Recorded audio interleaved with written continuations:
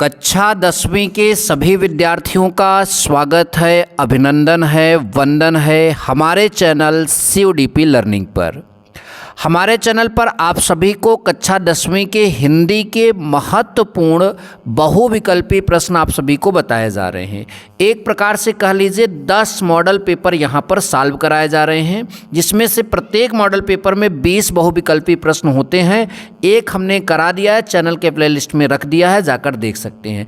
आज हम दूसरा जो यहाँ पर है आप सभी को कराने जा रहे हैं, और आप इन सारे 20 प्रश्नों को देखिए और अपनी क्षमता का भी परख यहाँ से करिए कि आपको 20 प्रश्नों में से कितने प्रश्न पहले से पता हैं। आपको जितने पता होंगे ईमानदारी से वीडियो के वीडियो में कमेंट करिएगा कि हमको इतना पहले से पता था, और जो नहीं पता होगा इस वीडियो के माध्यम से आपको पता चल जाएगा। तो चलिए वीडियो की शुरुआत करते हैं। हमारा पहला प्रश्न है, आचार्य रामचंद्र शुक्ल किस युग के लेखक हैं? आचार्य रामचंद्र शुक्ल किस युग के लेखक हैं? तो सही जवाब होगा शुक्ल युग, क्योंकि जो शुक्ल युग है वो आचार्य रामचंद्र शुक्ल के नाम से ही पड़ा है, तो इसलिए ये किस युग के लेखक होंगे? शुक्ल युग के लेखक होंगे। गबन किस विधा की रचना या गबन की विधा है? नाटक, एकांकी, उपन्यास, कहानी। तो देखो बच्चों, जो गबन है ये मुंशी प्रेमचंद का एक महान उपन्यास है, great novel of Munshi Premchand. ये बात बच्चों ध्यान से समझ लो, ठीक। गबन अब कभी कभी ऐसे पूछता है किसकी रचना है, तो आप बताइएगा मुंशी प्रेमचंद की। किस विधा की रचना है? उपन्यास है, तो यह बात ध्यान दीजिएगा। तो ये 2 प्रश्न हो गए। अब आगे चलते हैं बच्चों, देखते हैं आपको आगे कितने प्रश्न पता हैं। हमारा अगला है, कंकाल के लेखक हैं। जो कंकाल है उसके लेखक कौन हैं? मुंशी प्रेमचंद, जयशंकर प्रसाद, निराला, और यहाँ पर जो है रामचंद्र शुक्ल। तो देखिए कंकाल जो है वो जयशंकर प्रसाद की रचना है। कंकाल किसकी रचना है? जयशंकर प्रसाद की रचना है, ये आप सभी लोग याद रखेंगे, ठीक।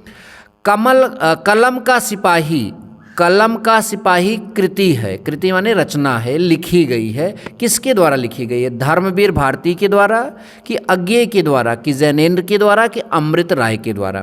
तो जो कलम का सिपाही है वो अमृत राय की रचना है। अब ऐसे में सवाल ये उठता है कि अमृत राय जो हैं ये थोड़ा आपको कम सुना हुआ नाम लग रहा है, तो मैं आप सबको बता दूं कि मुंशी प्रेमचंद के जो लड़के थे उन्हीं का नाम था अमृत राय, और उनकी एक प्रसिद्ध कृति है कलम का सिपाही। ये बहुत बार बोर्ड एग्जाम में पूछा गया है, आप सभी लोग ध्यान दीजिए, ठीक। अब हमारे पास अगला प्रश्न है, शुक्ल युग की कालावधि। जो शुक्ल युग है, हालांकि कालावधि में थोड़ा सा डाउट हर समय रहता है, आप शायद जो याद करके आए हों वो यहाँ पर ऑप्शन में ही ना हो, तो आप जो याद करके आए हो वो देखो कि उसके आसपास कौन सा ऑप्शन है, तो शायद जो आपने याद कर लिया होगा उसके आसपास यही होगा, ठीक। तो 1919 से 1938 तक जो है शुक्ल युग की कालावधि मानी जाती है, यानी इनकी जो समय अवधि है, समय काल है शुक्ल युग का, वो 1919 से 1938 तक माना जाता है। यह बच्चों ध्यान से समझ लीजिए, ठीक। अगला हमारा 6वां प्रश्न है, साकेत रचना है महादेवी वर्मा की है, कि सुमित्रा नंदन पंत की है, जयशंकर प्रसाद की है, कि मैथिली शरण गुप्त की है? तो बच्चों ध्यान से समझ लो, साकेत जो रचना है वो मैथिली शरण गुप्त जी की रचना है। मैथिली शरण गुप्त जी की रचना साकेत है। तो इतने प्रश्नों के बाद, 6 प्रश्नों के बाद अब हम आगे 7वां प्रश्न देखने जा रहे हैं। तो बच्चों देखो यहाँ पर आया है, महादेवी वर्मा कवित्री हैं कौन सी युग की? तो देखिए महादेवी वर्मा जो हैं वो छायावाद युग की कवित्री हैं, ये आप एकदम रट लो, ये बहुत इंपॉर्टेंट भी है। तो महादेवी वर्मा किस युग की कवित्री हैं? छायावादी युग की कवित्री हैं। गंगा लहरी की बात करें तो गंगा लहरी को किसने लिखा? पद्माकर ने, कि बिहारी ने, कि भूषण ने, कि मतीराम ने? तो गंगा लहरी जो है वो आपका पद्माकर जी की रचना है। किसकी रचना है? पद्माकर जी की रचना है, ध्यान दीजिए, ठीक।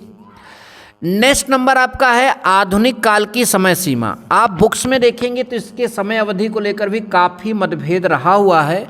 जो यहाँ पर एक निचोड़ निकल कर आता है इसका आंसर, 1843 से अब तक जो है ये आधुनिक काल की समय अवधि मानी जाएगी, ठीक। ध्यान से देखिएगा, 1-8 इसको आप अपने कॉपी से भी मिला लीजिएगा किताब से, ठीक। हाँ, यहाँ पर मैं टिक मार दे रहा हूँ 1843 से अब तक जो है आधुनिक काल की समय सीमा।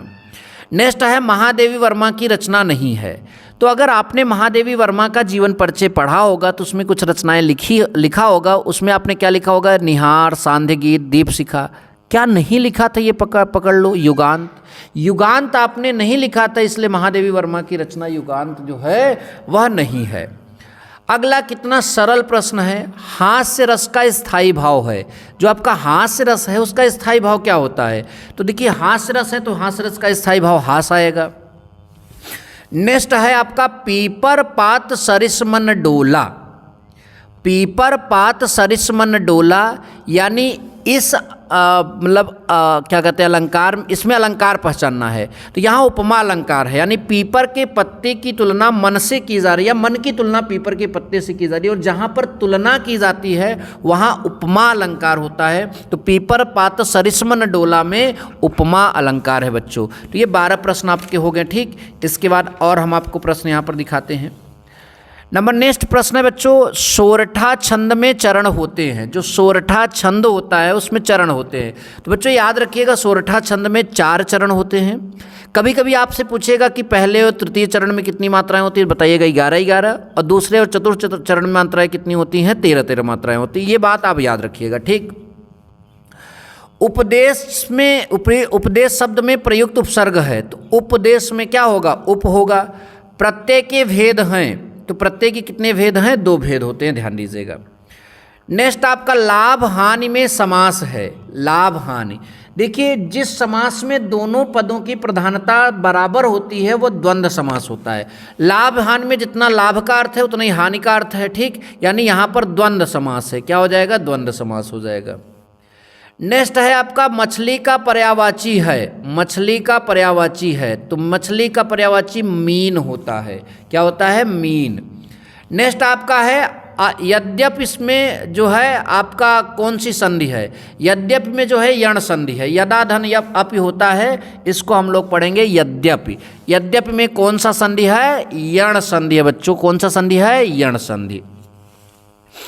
हमारा नेक्स्ट प्रश्न है बच्चों, मधु शब्द का द्वितीय विभक्ति बहुवचन रूप है। जो मधु शब्द है उसका द्वितीय विभक्ति और बहुवचन रूप हमें यहाँ पर पहचानना है। तो मधु शब्द का द्वितीय विभक्ति बहुवचन रूप जो है मधुनि है। क्या है? मधुनि है। यह बात आप सभी लोग याद रखेंगे। और आखिरी प्रश्न 20 नंबर है, पठिताम धातु का वचन एवं पुरुष। तो पहली बात तो आपको बता दें कि ये विधिलिंग लकार का है। लकार तो पूछा नहीं, तो ये भी मैं बता दे रहा हूँ, विधिलिंग लकार का है। और प्रथम पुरुष द्विवचन, इसका इस धातु का वचन जो है द्विवचन है, और पुरुष क्या है? प्रथम पुरुष। तो प्रथम पुरुष द्विवचन है। तो ऐसे और वीडियो देखने के लिए जो है आप मेरे चैनल को सब्सक्राइब कर लीजिए। यहाँ तक वीडियो देखने का आपका बहुत बहुत आभार। मिलेंगे नेक्स्ट वीडियो में। Thank you so much. जय हिंद, वंदे मातरम।